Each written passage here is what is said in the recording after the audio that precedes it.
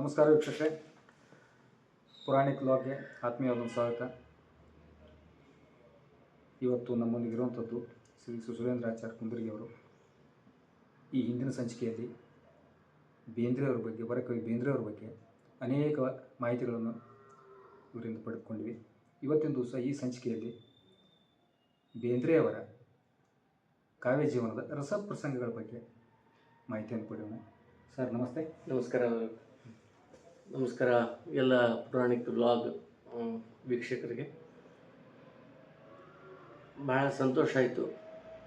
Puranik vlog ಈ ಥರದ ಒಂದು ಕಾರ್ಯಕ್ರಮಗಳನ್ನು ಹಮ್ಮಿಕೋತಾ ಇರೋದು ತುಂಬ ಸಂತೋಷವನ್ನು ನಮಗೆ ಉಂಟು ಮಾಡಿದೆ. ಬೇಂದ್ರೆ ಅವ್ರ ಬಗ್ಗೆ ನಾನೇ ಮಾತುಕತೆಯನ್ನು ಮುಂದುವರಿಸೋದಾಗಿತ್ತು ಅಂದರೆ, ಬೇಂದ್ರೆ ಕಾವ್ಯದ ಒಂದು ಕಾವ್ಯವನ್ನು ವಾಗಿಸಿಕೊಂಡು ಬದುಕುವುದಿದೆಯಲ್ಲ, ಅದು ಭಾಳಷ್ಟು ಕಠಿಣ. ಎಲ್ಲ ಕವಿಗಳು ಅದು ಸಿದ್ಧಿಸಿತ್ತು ಅಂತ ನಾನು ಹೇಳೋದಿಲ್ಲ. ಕೆಲವು ಜನ ಕವಿಗಳಿಗೆ ಮಾತ್ರ ಅಂಥದ್ದು ಸಿದ್ಧಿಸಿತ್ತು, ಭಾಳ ಪ್ರಾಮಾಣಿಕವಾಗಿರ್ತಕ್ಕಂಥ ಕವಿ.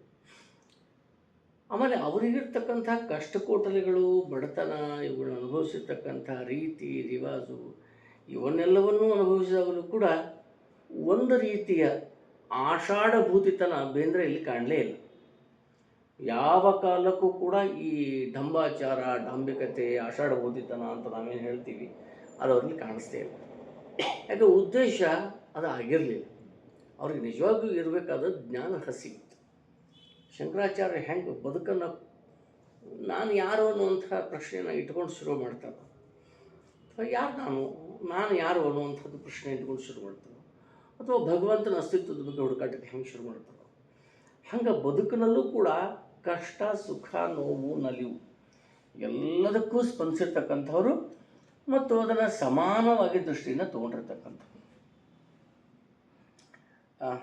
ಅವರ ಬದುಕಿನಲ್ಲಿ ಒಂದಿಷ್ಟು ಮಾಸ್ತಿ ವೆಂಕಟೇಶ ಅಯ್ಯಂಗಾರ್ ಒಂದಿಷ್ಟು ಆಧಾರವಾಗಿ ನಿಂತಿರ್ತಕ್ಕಂಥದ್ದು ಅಂದರೆ ಅದೊಂದು ಇದು.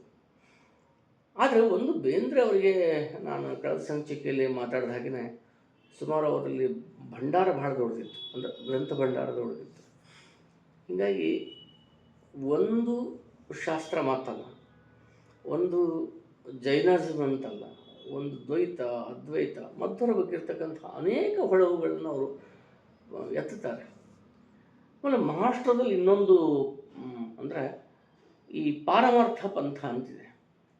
ಆ ಪಾರಮಾರ್ಥದ ಪಂಥದ ಪ್ರಭಾವವೂ ಕೂಡ ಬೇಂದ್ರೆ ಅವರಲ್ಲಿ ಭಾಳ ದಟ್ಟವಾಗಿರ್ತಕ್ಕಂಥದ್ದು. ಯಾಕಂದರೆ ಮೂಲತಃ ವೈದಿಕ ಮಂತ್ರದಿಂದ ಬಂದಿರತಕ್ಕಂಥ ಬೇಂದ್ರೆ. ಹೀಗಾಗಿ ಅವರಿಗೆ ಕೌಟುಂಬಿಕ ಸಹಜವಾಗಿ ಅವರೊಳಗೆ ಒಂದು ಡಿ.ಎನ್ ಅಂತ ಹೇಳಬೇಕು, ಹಾಗೆ ಅವರಿಗೆ ಒಂದು ಮೇಧಾಶಕ್ತಿ ಅದು ತಂತಾನೇ ಜಾಗೃತಗೊಂಡಿತ್ತು. ಇದಕ್ಕೊಂದು ಪ್ರಸಂಗ ಹೇಳೋದು ಅಂತಂದ್ರೆ, ಪುನಾಕ್ ಅವ್ರು ಹೋಗಿರ್ತಾರೆ. ಅವ್ರ ಸಂಬಂಧಿಕರು ಒಬ್ಬರು ಅಲ್ಲಿ ಯೂನಿವರ್ಸಿಟಿ ಒಳಗೆ ಡೀನ್ ಆಗಿರ್ತಾರೆ, ಕೆಮಿಸ್ಟ್ರಿ ಡೀನ್ ಆಗಿರ್ತಾರೆ. ಕೆಮಿಸ್ಟ್ರಿ ಇತ್ಯಾದಿ ವಿಷಯಗಳು ಬರ್ತಾವೆ. ಅವರು ಬೇಂದ್ರೆ ಬಂದರು ಅಂತ ತಿಳ್ಕೊಂಡು ಬೇಂದ್ರೆ ಅವರಿಗೆ ತಮ್ಮ ಇಡೀ ವಿಶ್ವವಿದ್ಯಾಲಯನ ಅಡ್ಡಾಡು ತೋರಿಸ್ಕೊಂಡು ಬರ್ತಾರೆ. ತೋರಿಸ್ಕೊಂಡು ಬಂದು ಬೇಂದ್ರೆಗೂ ಸಾಕಷ್ಟು ಪರಿಚಯ ಇರ್ತದೆ. ಅವ್ರು ಏನು ಮಾಡ್ತಾರೆ, ಏನು ಕೆಲಸ ಮಾಡ್ತಾರೆ ಅಂಬುದು ಎಲ್ಲ ಗೊತ್ತಿರ್ತದೆ. ಆಮೇಲೆ ಬೇಂದ್ರೆ ಬಂದು ಅವ್ರನ್ನ ಕರ್ಕೊಂಡು ತಮ್ಮ ವಿಭಾಗಕ್ಕೆ ಬಂದು ಕೂತ್ಕೊಂಡ ನಂತರದಲ್ಲಿ ಬೇಂದ್ರೆ ಅವರು ಒಂದು ಪ್ರಶ್ನೆ ಮಾಡ್ತಾರೆ ಅವ್ರಿಗೆ. ಹೌದು, ಇಲ್ಲಿ ನೀ ಏನು ಮಾಡ್ತೀಯ ಅಂತ ಕೇಳ್ತಾರೆ ಅವ್ರಿಗೆ. ಅದಕ್ಕೆ ಅವ್ರು ಮೂರನಾಗೇನಕ್ಕೆ ಕೇಳ್ತಾರೆ, ಏನು ಬೇಂದ್ರೆ ಅವ್ರಿಗೆ ಹಿಂಗೆ ಕೇಳ್ತೀರಿ, ನಾನು ಎಷ್ಟೊತ್ತನ ತೋರಿಸ್ಕೊಂಡು ಬಂದೆ, ನಾನು ಬೋರ್ಡ್ ಓದಿದ್ರಿ, ಇದು ಮಾಡಿದ್ರಿ, ನಾನು ರಸಾಯನಶಾಸ್ತ್ರದ ಮುಖ್ಯಸ್ಥ ಕೆಲಸ ಮಾಡ್ತೀನಿ, ಇಲ್ಲಿ ಏನು ಮಾಡ್ತೀರಿ ಅಂತ ಕೇಳ್ತಿರಲಿಲ್ಲ. ನನ್ನ ಪ್ರಶ್ನೆ ಏನೋ, ನೀ ಇಲ್ಲಿ ಏನು ಮಾಡ್ತೀವಿ?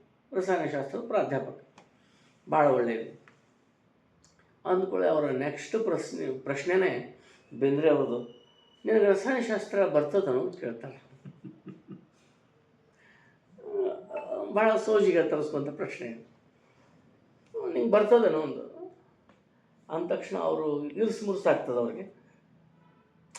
ಬೇಂದ್ರೆ ಹೇಳಿರ್ತಾರಲ್ಲ, ಹೇಳಿದಷ್ಟೇ ಹೇಳ್ಬೇಕು. ಒಂದು ಸ್ವಲ್ಪ ಇಲ್ಲಂತ ಸಿಟ್ಟಿನ ಸ್ವಭಾವ. ಆಯಿತು, ಹೌದ್ರಿ, ನಂಗೆ ಬರ್ತದ. ಹಂಗಾದ್ರೆ ಈ ಮುಸಲ್ರು 786 ಯಾಕೆ ಬರೀತಾರೆ ಹೇಳು ಅಂದ್ಬಿಡ್ತಾರೆ. ಅವ್ರಿಗೆ ಗಾಬರಿ. 786 ಈ ರಸಾಯನಶಾಸ್ತ್ರ ಎಲ್ಲಿ ಒಂದಕ್ಕೊಂದು ಸಂಬಂಧ ಇಲ್ಲ, ತಾಳಿಲ್ಲ, ತಂತಿಲ್ಲ. ಆ ಗೋಕುಲಾಷ್ಟಮಿಗಳು ಮೀಮಾಂಸಾ ಬಂದೇನು ಅನ್ನೋ ಹಂಗೆ ಏನು ಪ್ರಶ್ನೆ ಕೇಳ್ತೀರಿ ಅಂದನು. ಏನು ಸಂಬಂಧ ಇಲ್ಲ ಬಿಡ್ರಿ, ಅದಕ್ಕೆ ಸಂಬಂಧ ಏನಿರ್ತದೆ. ನನಗೆ ಗೊತ್ತಿತ್ತೋ, ನಿನಗೆ ರಸಾಯನಶಾಸ್ತ್ರ ಗೊತ್ತಿಲ್ಲ ಅಂದರು. ಇವ್ರಿಗೆ ಶಾಕ್. ಆಮೇಲೆ ಏನಿಲ್ಲ, ನಿಂಗೆ ಗೊತ್ತಿಲ್ಲ, ನಾ ಹೇಳ್ತೀನಿ ಕೇಳು ಅಂದರು. ಹೌದಪ್ಪ, ನೀನು ಗ್ರೀಗರ್ನ ಮೆಂಡಲೀವನ ಆವರ್ತಕ ಕೋಷ್ಟಕ ಅಂತಿದೆಯಲ್ಲ, ಅಂದರೆ ಮೂಲಭೂತ ವಸ್ತುಗಳನ್ನು ವಿಂಗಡಣೆ ಮಾಡಿಟ್ಟಿರ್ತಕ್ಕಂಥ ಒಂದು ಚಾರ್ಟ್ ಅದು, 103 ಮೂಲಭೂತ ವಸ್ತುಗಳು ಅಂತ ಅದನ್ನು ನಾವು ಕಲಿತೀವಿ. ಹೈಸ್ಕೂಲ್ನಲ್ಲೆಲ್ಲ ಕಲಿಸ್ತಾರೆ, ಪಿ ಯು ಸಿ ಕಲಿಸ್ತಾರೆ, ಅಥವಾ ಪಿ ಯು ಸಿ ಕಲಿಸ್ತಾರೆ. ಆವಾಗ ಅವ್ರು ಕೇಳ್ತಾರೆ, 7ರ ಸ್ಥಾನದಾಗ ಏನದನೋ ಅಂತ ಕೇಳ್ತಾರೆ. 7ರ ಸ್ಥಾನದೊಳಗೆ ನೈಟ್ರೋಜನ್ ಅದು. ನಾವು ನೋಡ್ಬೇಕಂತ ಅಗತ್ಯ ಇರಲಿಲ್ಲ, ಯಾಕಂದ್ರೆ HODನೇ ಅವ್ರು ಇರ್ಬೇಕಾಕೆ. ನೈಟ್ರೋಜನ್ ಅದ ರೀ. ಸರಿ, ನೈಟ್ರೋಜನಿಂದ ಸಾರಜನಕದಿಂದ ಜೀವಿಗಳು ಉತ್ಪತ್ತಿ ಆಗ್ತಾಯಿಲ್ಲ, ಜೀವಿಗಳ ಉತ್ಪತ್ತಿ ಓದಿ ಇಲ್ಲ ಅಲ್ಲಿ. ಅವ್ರಿಗೆ ಹ್ಞೂ ಅನ್ಲಿಕ್ಕೂ ಬರೋಲ್ತ, ಅಲ್ಲಿ ಅನ್ಲಿಕ್ಕೂ ಬರೋಲ್ತ, ಹ್ಞೂ ಅಂತ. ಆಯಿತು, ಸರಿ, 8ನೇ ಸ್ಥಾನದೊಳಗೆ ಅಂದ್ರೆ ಸಹಜವಾಗಿ ಉತ್ತರ ಕೊಡ್ತೇವೆ. 25-30 ವರ್ಷ ಸರ್ವಿಸ್ ಮಾಡಿಕೊಂಡು HOD ಆದಂಥ ಆ ಮನುಷ್ಯನಿಗೆ 8ನೇ ಸ್ಥಾನದ ಆವರ್ತಕ ಕೋಷ್ಟಕದ ಆ ಟೇಬಲ್ನಾಗ 8ನೇ ಸ್ಥಾನದಾಗ ಏನು ಅದೋ ಇಲ್ಲ ಅಂತ ಹೇಳಿಕ್ಕೆ ಹೆಂಗೆ ಸರ್? ಪಟ್ಟ ಹೇಳ್ತಾರೆ ಅವರು, ಆಮ್ಲಜನಕ ರೀ, ಆಕ್ಸಿಜನ್ ಅದ ಅಂತ. ಮತ್ತು ಹುಟ್ಟಿದ್ದು ಬದುಕಬೇಕಲ್ಲ, ಅದಕ್ಕೆ ಆಮ್ಲಜನಕ ಬೇಕಾ ಬೇಡ?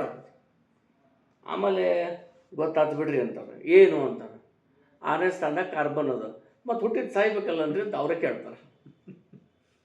ಅದಕ್ಕೆ ನಾ ಹೇಳ್ತೀನಿ ಕೇಳು, 7ನೇ ಸ್ಥಾನದಾಗ ಬ್ರಹ್ಮ ಇದ್ದಾನ, 8ನೇ ಸ್ಥಾನದಾಗ ವಿಷ್ಣು ಇದ್ದಾನ, 3ನೇ ಸ್ಥಾನದಾಗ ಶಿವ ಇದ್ದಾನ. ಅದಕ್ಕೆ ಸೃಷ್ಟಿ ಸ್ಥಿತಿ ಲಯ ಆಯಿತು. ಇದು ಖರೇನೋ ಸುಳ್ಳು ಎರಡನೇ ಮಾತು. ಆದರೆ ಬೇಂದ್ರೆಯವರಿಗೆ ಈ ಊರಾನ್ವಯ ಮಾಡುವ ಮೇಧಾಶಕ್ತಿ ಇತ್ತಲ್ಲ, ಇದು ಬಹಳ ದೊಡ್ಡದು. ಅದಕ್ಕೆ ಅವ್ರಿಗೆ ಇಂಥ ಅನೇಕ ಪ್ರಸಂಗಗಳನ್ನು ಬಹುಶಃ ಉತ್ಥಾನ ಅಲ್ಲ, ತುಷಾರ ಮಾಸಪತ್ರಿಕೆಯವರು ಅದನ್ನ ಕಲೆಕ್ಟ್ ಮಾಡಬೇಕು. ಯಾರಾದರೂ ಇದ್ದರೆ ದಯವಿಟ್ಟು ಅವರು ಆ ಪ್ರಕಟಣೆಯವರು ಮಾಡಬೇಕು. ಅವ್ರಿಗೆ 20 ವರ್ಷ, ತುಷಾರ ಪತ್ರಿಕೆ 20 ವರ್ಷ ಆದಾಗ ಬೇಂದ್ರೆ ನೆನಪು ಅಂತ ತಿಳ್ಕೊಂಡು ಬೇಂದ್ರೆನ ಒಡನಾಟದಲ್ಲಿ ಇರ್ತಕ್ಕಂಥ ಅನೇಕರ ಸಂದರ್ಭಗಳನ್ನು ಅವರು ಒಂದು ಕಡೆ ಕಲೆಕ್ಟ್ ಮಾಡಿ ಅದು ಬಿಟ್ಟರು. ಭಾಳ ಅದ್ಭುತವಾಗಿರ್ತಕ್ಕಂಥ ಸಂಗ್ರಹ. ಅದರೊಳಗೆ ಬಂದಿರತಕ್ಕಂಥದ್ದು ಮತ್ತೊಂದು, ಬೇಂದ್ರೆ ಒಂದು ಕಾರ್ಯಕ್ರಮಕ್ಕೆ ಹೋಗಿರ್ತಾರೆ. ಕಾರ್ಯಕ್ರಮ ಹೋಗಿ ಅವರು ಸಂಘಟನಾಕಾರರು ಬಂದು ಸ್ವಾಗತ, ಪರಿಚಯ ಔಪಚಾರಿಕವಾಗಿ ಮಾಡ್ತಾ ಡಾಕ್ಟರ್ ದ ರಾ ಬೇಂದ್ರೆ ಅವರಿಗೆ, ವರಕವಿ ಡಾಕ್ಟರ್ ದ ರಾ ಬೇಂದ್ರೆ ಅವರಿಗೆ ಮಾಲಾರ್ಪಣೆ. ಇಂಥವರಿಂದ ಯಾವ ಬರ್ತಾನೆ ಒಂದು ಮಾಲಾರ್ಪಣೆ ಮಾಡ್ತಾನೆ. ಅದನ್ನ ಹಾಕಿಸ್ಕೊಂಡು ಸುಮ್ಮನೆ ಕೊಡ್ತಾರೆ. ಅದರ ನಂತರದೊಳಗೆ ಮುಂದಿನ ಅವನ ಹೆಸರು ತಗೋತಾರೆ ಅವರು ಸಂಘಟಕರು, ನಿರೂಪರು. ಇನ್ನು ಮೇಲೆ ಇವರಿಗೆ ಮಾಲಾರ್ಪಣೆ ಅಂತ ಹೇಳ್ತಾರೆ. ತಮ್ಮ ತಡಿಯೋ ಅಂತಾರೆ ಅವರು. ಅಂದು ಬೇಂದ್ರೆ ಅವರು ತಮ್ಮ ಜಾಗದಾಗಿಂದ ಕೂತು ಎದ್ದು ಬರ್ತಾರೆ. ಇನ್ನೊಂದು ಮಾಲಿ ತೊಗೊಂಡು ಬಾರಪ್ಪ ಅಂತಾರೆ. ತೊಗೊಂಡು ಬೇಂದ್ರೆ ಹೇಳ್ತಾರೆ ಅಂತ ಕೇಳ್ಬೇಕಲ್ಲ, ತೊಗೊಂಡು ಬರ್ತಾರೆ. ನೀವು ಡಾಕ್ಟರ್ ದ ರಾ ಬೇಂದ್ರೆಗೆ ಮಾಲಾರ್ಪಣೆ ಮಾಡಿರಿ, ಇಲ್ಲಿ ಕವಿಗೋಷ್ಠಿ ನಡೀತದೆ. ಆದ್ದರಿಂದ ಇಲ್ಲಿ ಒಬ್ಬ ಕವಿ ಕೂತಾನ, ಅದಕ್ಕೆ ಆ ಕವಿ ಅಂಬಿಕಾ ತನಯ ದತ್ತ. ಅದಕ್ಕೆ ನೀವು ಬೇಂದ್ರೆಗೆ ಹಾರ ಹಾಕಿದ್ರಿ, ಆದರೆ ಅಂಬಿಕಾ ತನಯ ದತ್ತಗೆ ಹಾರ ಹಾಕಿದ್ದಿಲ್ಲ, ತೊಗೊಂಡು ಬಾ, ಇದನ್ನು ನಾನೇ ಅಂಬಿಕಾ ತನಯದ ಹಾಕ್ಕೋತೀನಿ ಅಂತ ಮತ್ತೊಂದು ಹಾರ ತಾವೇ ಹಾಕ್ಕೋತಾನೆ. ಅಂದರೆ ಬೇಂದ್ರೆ ಒಳಗಡೆ ಒಬ್ಬ ಪ್ರಗಾಢವಾಗಿರ್ತಕ್ಕಂಥ ಒಬ್ಬ ಕವಿ ಇದ್ದ, ಹೊರಗಿನ ಬಾಹ್ಯವಾಗಿ ಒಂದು ಬೇಂದ್ರೆ ಇದ್ದ. ಹೀಗಾಗಿ ಅವರು ಪದೇ ಪದೇ ಕೆಲವೊಬ್ರು ಹೇಳ್ತಿದ್ರು, ನೀನು ಅಂಬಿಕಾ ತನಯದತ್ತಕ್ಕೆ ಅವನ ವಾಚನ ಮಾಡು, ನಾನು ಬೇಂದ್ರೆ ಯಾಕೆ ಕೇಳ್ತೀನಿ ಅಂತ. ಬಹುಶಃ ಅನುರಾಧ ಧಾರೇಶ್ವರವರು ಕಾಣಿಸ್ತದೆ, ಬಹುತೇಕ ಗೀತೆಗಳನ್ನು ಅವ್ರ ಮುಂದೆ ಕೂತು ಅವ್ರಿಗೆ ಹಾಡಿ ತೋರಿಸ್ತಿದ್ರು. ಬಹಳ ಸಂತೋಷ ಪಡ್ತಿದ್ರು. ಯಶವಂತ ಹಳವಂಡಿ ಪಾತ್ರಗೀತೆ ಪಕ್ಕ ಹಾಡಿದಾಗಂತೂ ಕುಣಿದಾಡ್ಬಿಟ್ಟಿದ್ರು.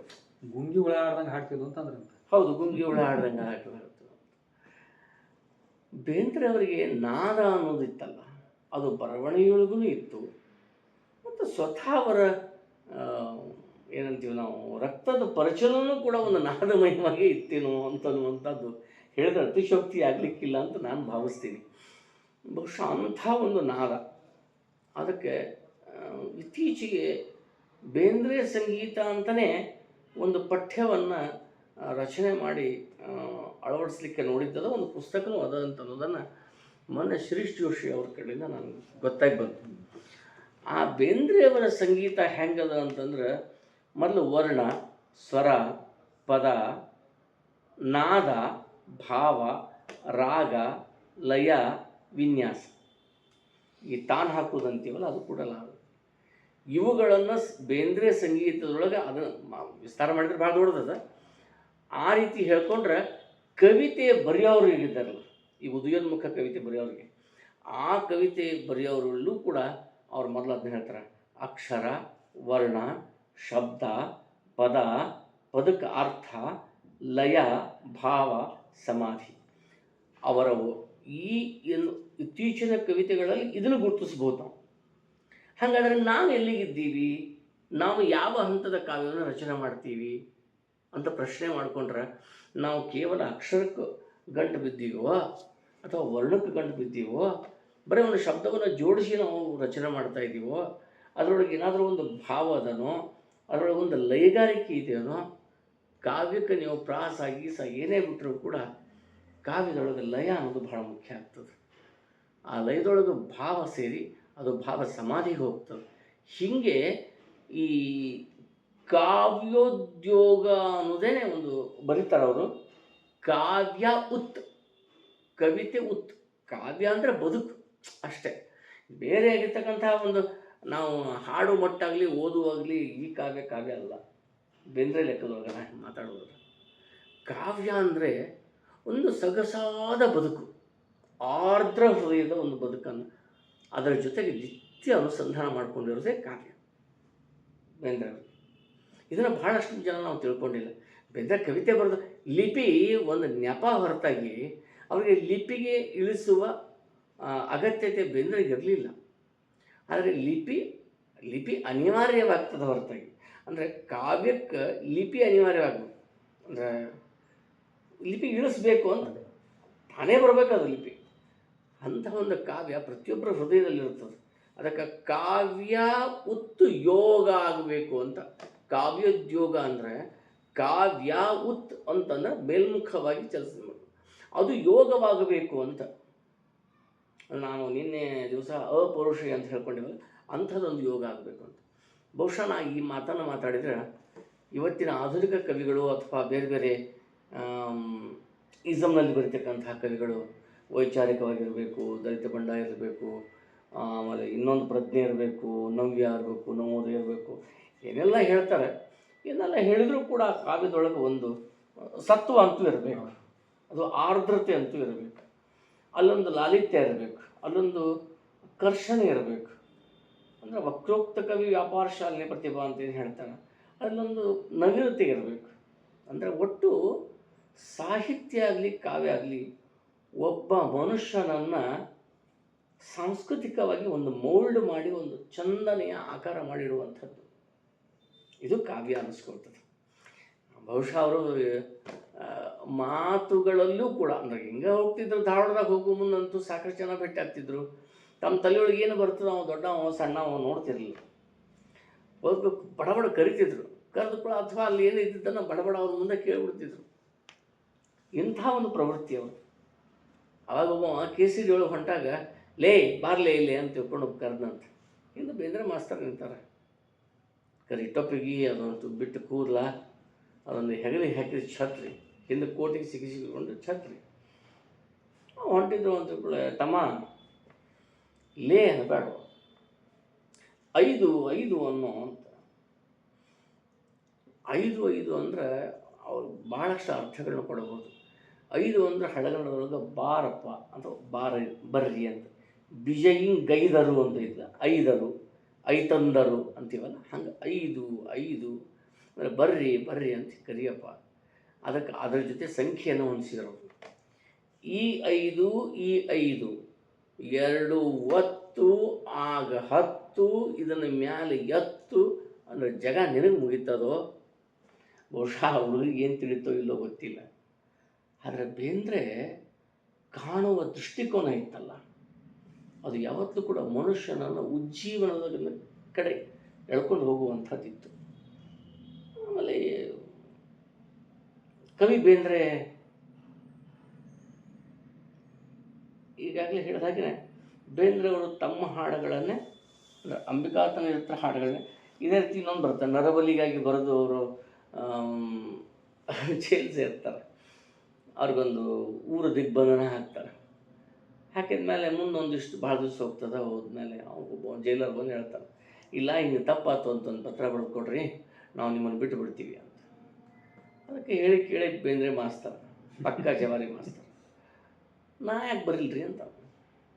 ನಾ ಯಾಕೆ ಬರೀಲಿ, ಬರ್ದಾವ ಅವ ಅಂಬಿಕಾತನೇ ದತ್ತ, ಮಾಸ್ತರ್ನ ಯಾಕೆ ಹಿಡ್ಕೊಂಬಂದ್ರು ನೀವು ಅಂತಾರೆ. ಅಂದರೆ ಇಂಥ ಸನ್ನಿವೇಶಗಳನ್ನು ನಾವು ನೋಡ್ತೀವಿ. ಆಮೇಲೆ ಇವರಿಗೆ ಮೈಸೂರು ಯೂನಿವರ್ಸಿಟಿಯಿಂದ ಒಂದು ಡಾಕ್ಟರೇಟ್ ಸಿಗ್ತದೆ, ಗೌರವ ಡಾಕ್ಟರೇಟ್ ಸಿಗ್ತದೆ.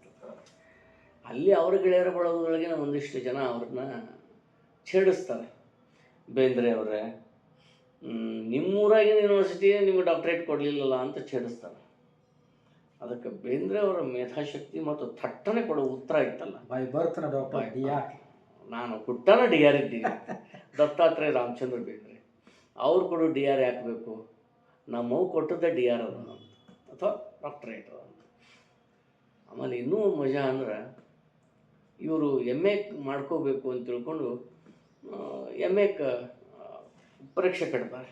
ಎಮ್ ಎಕ್ಕೆ ಹೋಗಿ ಬರ್ತಾರೆ. ಭಾಳ ಮುದುಕ ಮನುಷ್ಯ ಆ ಟೈಮ್ದಾಗ. ವಿಪರ್ಯಾಸ ಅಥವಾ ಅದನ್ನು ಯೋಗ ಅಂತಿರೋ ಏನಂತಿರೋ ಗೊತ್ತಿಲ್ಲ. ಮಜಾ ಅಂದ್ರೆ ಇವರೇ ಬರೆದ ಸಖಿ ಗೀತಕ್ಕೆ ಇವರೇ ಪರೀಕ್ಷೆ ಕೊಡಬೇಕಾಗಿ ಬರ್ತದೆ. ಇವರೇ ಸಖಿ ಗೀತಕ್ಕೆ ಬರೆಕೊಡೋದು. ನನಗೂ ನಿನಗೂ ಅಂಟಿನ ನಂಟಿನ ಕೊನೆ ಬಲ್ಲವಾರು ಕಾಮಾಕ್ಷಿ ಅಂತ ತಿಳ್ಕೊಂಡು ಆ ಹೆಣ್ಣು ಕವಿತೆ ಇದ್ದರೂ ಯಾವ ಗಂಡ ಹೆಂಡತಿ ಓದಿದ್ರು ಇದು ಕವಿತೆ ನಂದಪ್ಪ ಅಂತ ಅನ್ನಿಸ್ಬೇಕು. ಇದು ಬೇಂದ್ರೆ ಕವಿತೆ ಆಗಿ ಉಳಿಲಿಲ್ಲ. ಬೇಂದ್ರೆ ಕವಿತೆ ಇನ್ನೊಂದು ವೈಶಿಷ್ಟ್ಯ, ಅದನ್ನ ಹೇಳ್ತೀನಿ. ಅದನ್ನ ಹೇಳೋಕ್ಕಿಂತ ಮುಂಚಿತವಾಗಿ ನೆನಪಾಗ್ತದೆ. ಕವಿತೆ ಆ ಕ್ಷಣದ ಬೇಂದ್ರೆ ತನ್ನ ಪರಿಸರದಿಂದ ಬರೆದಂಥ ಕವಿತೆ ಆಗಿದ್ರೂ ಕೂಡ ಅದು ಯೂನಿವರ್ಸಲ್ ಆಗಿರ್ತಕ್ಕಂಥ ಅರ್ಥವನ್ನು ಕೊಡಬೇಕು. ಇವತ್ತು ನೀವು ಓದಿದ್ರು ಇದು ಕವಿತೆ ನನಗೂ ಅನ್ವಯಿಸ್ತದಪ್ಪ ಅನ್ನಿಸ್ಬೇಕು.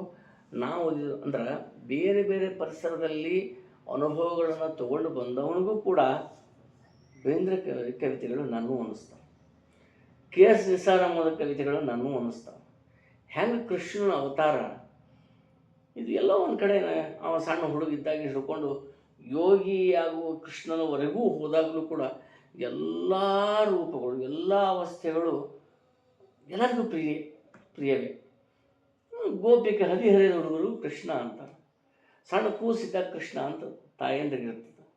ಯೋಗಿ ಆದಮೇಲೆ ಮುದುಕಿಯರು ಸದಕ್ಕೆ ಆ ರೀತಿ ಚಿಂತನೆ, ಆಧ್ಯಾತ್ಮ ಚಿಂತನೆ ಮಾಡ್ತಕ್ಕಂಥ ಕೃಷ್ಣ ನಮಗೆ ಸಿಗ್ತಾನೆ. ಹಾಗೆ ಬೇಂದ್ರೆ ಕವಿತೆಗಳು ಕೂಡ ಯಾರು ಬೇಕಾದಂಗೆ ಓದಲಿ, ಅವರವರ ರೀತಿ ಅರ್ಥ ಆಗ್ತದೆ. ಅವರವರ ಭಾವಕ್ಕೆ ಅವ್ರವ್ರ ಸಿಕ್ಕೋತ ಹೋಗ್ತದೆ. ಇದಕ್ಕೆ ಕೆ ಎಸ್ ನರಸಿಂಹಸ್ವಾಮಿ ಅವರ ಅನೇಕ ಕವಿತೆಗಳು ಕೂಡ ಇದೇ ಧಾಟಿಯೊಳಗೆ ಇರತಕ್ಕಂಥವು. ಅವರು ತಮ್ಮ ಹೆಂಡತಿ ಬಗ್ಗೆ ಮುಂದೆ ಇಟ್ಕೊಂಡು ಬರೆದರೂ ಕೂಡ ಆ ಕವಿತೆಗಳು ಒಂದು ಯೂನಿವರ್ಸಲ್ ಆಗ್ತದೆ. ಇದರ ಅರ್ಥ ಏನು ಅಂತಂದರೆ, ಒಂದು ಬರೆದ ಕಾವ್ಯ ಜನರಿಗೆ ತಲುಪಿ ಅದು ಈ ಕವಿತೆ ನಮ್ಮದು ಅಂತ ಅನ್ನಿಸ್ಬೇಕಲ್ಲ, ಅದು ಕಾವ್ಯದ ಶಕ್ತಿ. ಹಾಗೆ ಸಖಿ ಗೀತನೂ ಕೂಡ ಒಂದು ಅದ್ಭುತವಾಗಿರ್ತಕ್ಕಂಥ ಒಂದು ಕಾವ್ಯ ಶಕ್ತಿಯನ್ನು ಒಳಗೂಡ್ಕೊಂಡಿರ್ತಕ್ಕಂಥದ್ದು. ಪ್ರಸಂಗಕ್ಕೆ ಬರೋಣ. ಅವ್ರು ಬರಿಬೇಕಾಗಿ ಬರ್ತದೆ, ಪೇಪರ್ಗೂ ಕೂಡ್ತಾರೆ, ಏನೋ ಒಂದು ಬರೀತಾರೆ. ಬೇಂದ್ರೆ ಏನು ತಿಳಿತಾ ಅದನ್ನು ಬರೀತಾರೆ. ಬರೆದು ಕೂಡ ಮುಂದೆ ಅದು ಪೇಪರ್ ಚೆಕಪ್ ಆಗಿ ಬರ್ತದೆ. 10 ಜೋಡಿ ಎಲ್ಲ ವಿದ್ಯಾರ್ಥಿಗಳು ಚೆಕಪ್ ಆಗಿನೂ ಕೂಡ ಹೊರ ಬರ್ತದೆ. ಸ್ಪೆಷಲ್ ಆಗಿ ಏನು ಕನ್ಸಿಡರ್ ಮಾಡಂಗಿಲ್ಲ. ಬಂದ ಮೇಲೆ ಆ ಸಖಿಗೀತ ಪತ್ರಿಕೆ ಒಂದು ಮಾರ್ಕಸ್ 47 ಮತ್ತು ಅವ್ರ ಗೆಳೆಯರ ಬಳಗ ಛೇಡಿಸ್ತಾರೆ, ಅಥವಾ ಇನ್ನೂ ಅವರ ಕಿರಿಯ ಮಿತ್ರರು ಕೂಡ ಅವರನ್ನು ಛೇಡಿಸ್ತಾರೆ. ಏನ್ರಿ ಬೇಂದ್ರೆ ಅವ್ರೆ, ನೀವೇ ಬರೆದ ಸಖಿಗೀತಕ್ಕೆ ನೀವು 47 ತಗೊಳ್ದ ಅಂತ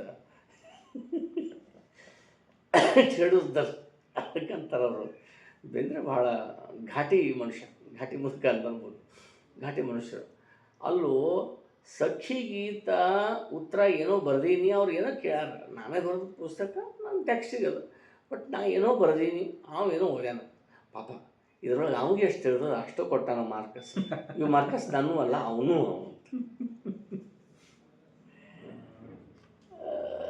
ಈ ಥರದ ಬೇಂದ್ರೆ ಭಾಳ ಅದ್ಭುತವಾದಂಥ ಮಾತುಗಾರ.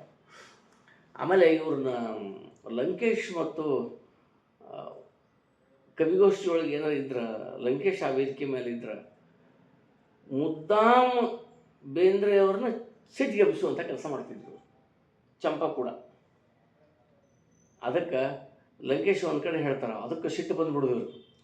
ಯಾಕಂದ್ರೆ ಎರಡು ಮುಖ ಬೇಂದ್ರೆಗೆ ಇರಲಿಲ್ಲ.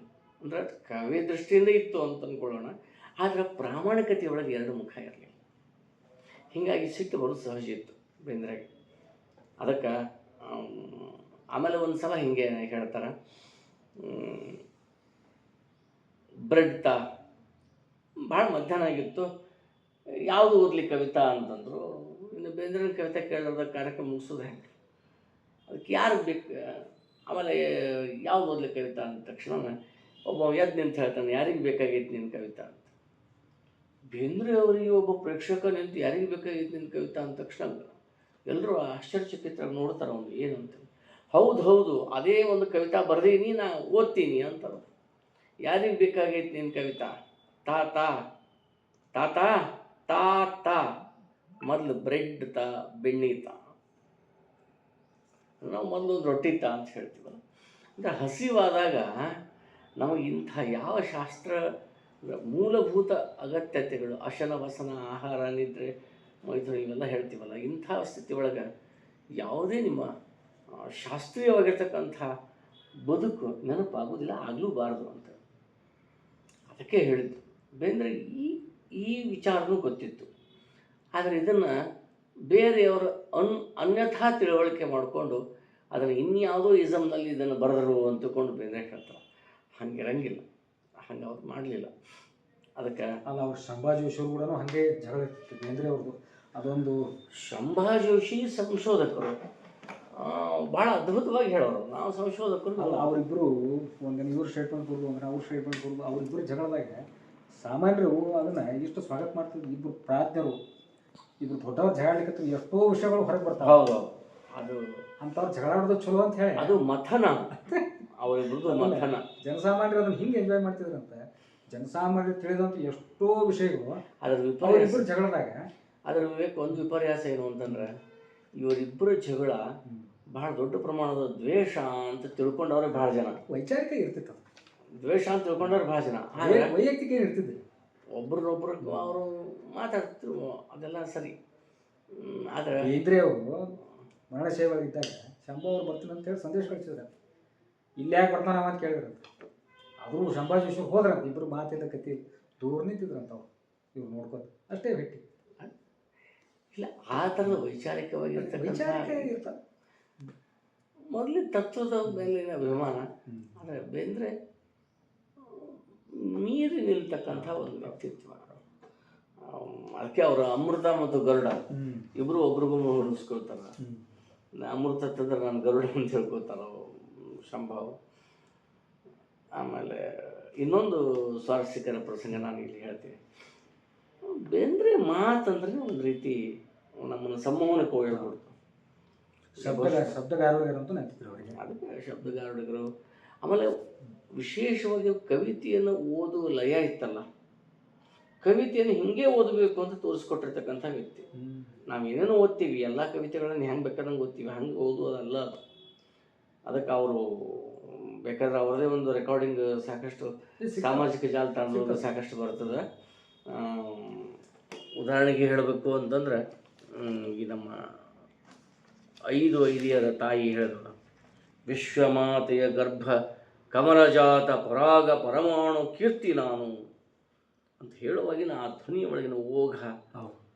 ಆಮೇಲೆ ಸಿಗ್ತಾವೆ ಸಾಮಾಜಿಕ ಜಾಲತಾಣದ ನಿಮಗೆ ಅದನ್ನು. ಅದಕ್ಕೆ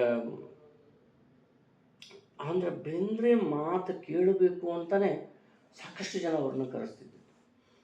ಆಮೇಲೆ ಬೇಂದ್ರೆ ಮನೆ ಕವಿ. ಕುವೆಂಪು ಅವರು ಒಂದು ರೂಮ್ನಾಗ ಇರ್ತಿದ್ರು, ಯಾರೋ ಅವ್ರನ್ನ ಭೇಟಿಗೆ ಹೋದ್ರೆ ಅವ್ರು ರೂಮ್ನಾಗಿಂದ ಇದು ಹೊರಗೆ ಬರ್ತಿದ್ರು, ಅವ್ರ ಭೇಟಿ ಹಂಗೆ. ಬೇಂದ್ರೆ ಹಂಗಲ್ಲ, ಮನೆಗೆ ಹೊಕ್ಕ ಮಾತಾಡಿಸ್ಕೊಂಡು ಹಾಗಾಗಿ ಬಂದಾಗ ಅದೇ ಸಾಕಷ್ಟು ನಮ್ಮ ಸುರೇಶ್ ಕುಲಕರ್ಣಿ ಹೇಳ್ತಾರಲ್ಲ, ಚಪ್ಪಲ್ ಹೊಲೆ ಅನ್ಸೋದಕ್ಕೆ ನೀನು ಅವನ ಪ್ರವರ ಕೇಳ್ಕೊಂಡು ಬಂದುಬಿಡ್ತಿದ್ರು. ಹಾಲು ಮಾರಾಮ, ಮೊಸರು ಮಾರಾಮ. ಅದಕ್ಕೆ ಗಿರೀಶ್ ಕಾರ್ನಾಡೋದು ಸಾಕ್ಷಿ ಚಿತ್ರ ಮಾಡುವಾಗ ಮಂಗ್ಯಾನ್ ಪ್ರಸಂಗ ಒಮ್ಮೆನೂ ಇವ್ರದ್ದು ಕ್ಯಾಮ್ರಾ ಆನ್ ಇದ್ದಿದ್ದೇ ಇಲ್ಲ. ಆವಾಗ ಬಡ ಬಡ ಅದು ನಿತ್ಯದ ರೂಢಿ ಅವರಿಗೆ. ಒಂದು ಮಂಗ ಜಿಗಿದು ಬಂತು, ಅದಕ್ಕೇನೋ ಕೊಟ್ಟರು, ತೊಗೊಳ್ತು, ಹೋಯ್ತು. ಇದನ್ನು ದೂರ ನೋಡಿದ್ರು ಅವರು, ಇಲ್ಲ ಇದನ್ನು ಇನ್ನೊಂದು ಶೂಟ್ ಮಾಡೋಣ ಮತ್ತೊಂದು ಸಲ, ನೀವು ಮತ್ತೊಂದು ತೊಗೊಂಬರ್ರಿ ಅಂತ. ಅದಕ್ಕೆ ಅವ್ರು ಭಾಳ ಚಂದ ಹೇಳ್ತಾರೆ, ಬೇಂದ್ರೆ ಮಂಗ್ಯ ಬೇಂದ್ರೆ ಆಗೋದಿಲ್ಲ ಅಂತ. ಹಂಗಲ್ಲ ಅವ್ರಿಗೇನು ಹೇಳ್ತಾರಂತೀವಿ, ಲೋ ಗಿರೀಶ ಮಂಗ್ಯ ಅದು ಬೇಂದ್ರೆ ಅಲ್ಲ ಅಂದ್ರೆ ನೀ ಕರ್ರಾಗ ಬರಲಿಕ್ಕೆ ಬೇಂದ್ರೆ ಅಲ್ಲದು ಮಂಗ್ಯ ಅಲ್ಲ ಅಂತ ತಿಳ್ಕೊಂಡು ಹೇಳ್ತಾರೆ. ಅದಕ್ಕೆ ಅವರ ಮಾತುಗಳ ಹಂಗೆ. ಆ ಥರದೊಳಗೆ ಸಾಕಷ್ಟು ಹಿರಿಯರು ನಮಗೆ ಹೇಳಿದ್ದನ್ನು ನೋಡಿದ್ರೆ ಬೇಂದ್ರೆ ಅಂದ್ರೆ ಏನ್ರಿ ಅವ್ರ ಮಾತು ಕೇಳ್ಕೊತ ಕೂಡ್ಬೇಕು ಅನ್ನಿಸ್ತದೆ. ಹಿಂಗೆ ಮಾತಿಗೆ ಮರುಳಾಗಿ ಒಬ್ಬ ಅವರ ಅಭಿಮಾನಿ ಬರ್ತಾನೆ ಮನೆ. ಅವನು ಹೇಳ್ತಾನೆ, ಇಲ್ಲ ಬೇಂದ್ರೆ ಅವರ ನೀವು ಎಷ್ಟು ಮಾತಾಡಿದ್ರು ನಿಮ್ಮನ್ನು ಕೇಳ್ಕೋತಾನೆ ಕೂಡಬೇಕು ಅನ್ನಿಸ್ತದೆ, ಎಷ್ಟರ ಮಾತಾಡ್ರಿ ಕೇಳಬೇಕು ಅನ್ನಿಸ್ತದೆ ಅಂತ. ನಾವು ಆಮೇಲೆ ಒಂದು ಸಲ ಅವನ ಮ್ಯಾಲಿಂದ ಕೆಳಗೆ ದಿಟ್ಟಿಸಿ ನೋಡ್ತಾರೆ. ಹೌದಾ, ಹಂಗಾತ, ಆದರೆ ನನ್ನೊಂದು ಕಂಡೀಷನ್ ಅದು, ಏನು ರೀ, ನಾಳೆ ಮುಂಜಾನೆ ಬಾ, ಆದರೆ ನೀವು ಒಟ್ಟ ಮಾತಾಡ್ಬಾರ್ದು, ಬರೀ ನಾನು ಮಾತಾಡ್ತೀನಿ ಅಂತಾರೆ ಅವ್ರು. ಭಾಳ ಖುಷಿ ಆಗ್ಬಿಡ್ತದೆ ನಿಮ್ಗೆ. ಹಂಗೇನು ರೀ, ಮುಂಜಾನೆ 6-6:30 ಬಂದು ಕೂತು ಬಿಡ್ತಾರೆ. ಬೇಂದ್ರೆ ಮಾತು ಶುರು ಮಾಡ್ತಾರೆ. ಏನು ತಿಳಿತೋ ಅದನ್ನೆಲ್ಲ ಹೇಳ್ಕೊತಾರೆ. ಈಗ ಬಹುಶಃ ಹೆಂಗಂದ್ರೆ ಈ ಶಾಸ್ತ್ರೀಯ ಗಾಯನಗಾರ ಇರ್ತಾರಲ್ಲ, ಅವ್ರನ್ನ ನೀವು ರೊಕ್ಕ ತಂದು ಕೊಟ್ಟು ಹಾಡಿಸಿದ ಮೇಲೆ ಮೊದಲೊಂದು 5-10 ನಿಮಿಷ ಶಾಸ್ತ್ರೀಯ ಸಂಗೀತ ಮಾಡ್ತಾರೆ. ಹಂಗೆ ಮಾಡಿದಾಗೂ ಅವ್ರಿಗೆ ಶಾಸ್ತ್ರೀಯ ಸಂಗೀತ ರಿಯಾಜ್ ಆಗಿರ್ತವ್ರು. ಇಲ್ಲ ಅಂದರೆ ಮನೆಯೊಳಗೆ ಅಷ್ಟು ರಿಯಾಜ್ ಮಾಡಬೇಕಾಗ್ತದೆ ಅವರು. ಹಂಗೆ ಬೇಂದ್ರೆಗ ಓದಿನ ಅಧ್ಯಯನದ ಇದ್ರೊಳಗೆ ಕಡೆ ತಮ್ಮೊಳಗೆ ತಾವು ಮಾತಾಡ್ಕೊಳ್ಳೋದು, ಇನ್ನೊಬ್ಬ ಬಂದ ನಾವು ಜೋಡಿ ಮಾತಾಡ್ತೀನಿ ಅನ್ನೋ ಲೆಕ್ಕ ಅವರು. ಹೀಗಾಗಿ ಮಾತಾಡ್ಕೋತ ಕೂಡ್ತಾರೆ. ಬರ್ರಿ ನಾನು ನಾಷ್ಟ ಹೊತ್ತಾತು, ನಾಷ್ಟ ಮಾಡೋಣ ಅಂತಾರೆ. ಹಿಂಗೆಲ್ಲ ಹ್ಞೂ ಅನ್ಕೋತ ಹೋಗ್ತಾನೆ.